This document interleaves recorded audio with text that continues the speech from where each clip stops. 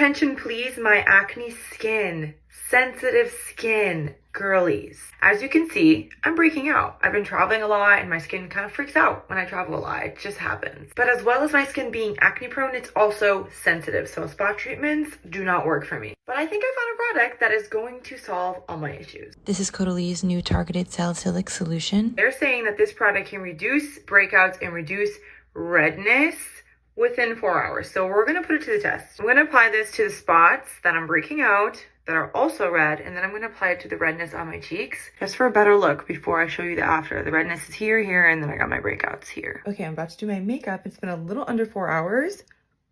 That worked.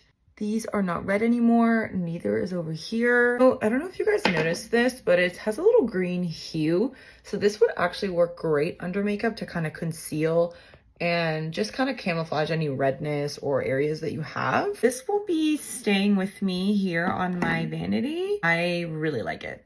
I'm going to be showing you how to take your client's skin from this to this. So starting off, I'm going to first analyze my client's skin. So my client here has some discoloration.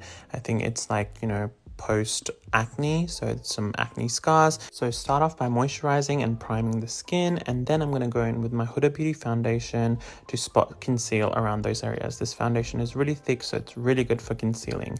Then I'm going to go in with my color corrector and then just color correct around areas that are a little bit more grayer. After that, I'm going to apply my favorite foundation ever. It looks like I'm applying a lot of foundation, but trust me, this foundation is so thin, so it literally melts into the skin afterwards. After that, I'm just using some cream bronzer as well as cream blush, and I like to apply the blush literally all the way under the eye and then apply concealer over the top, and it gives a really rosy under eye. I'm then going to set my face and apply any powder products on top to intensify, and here's how you achieve my flawless base look.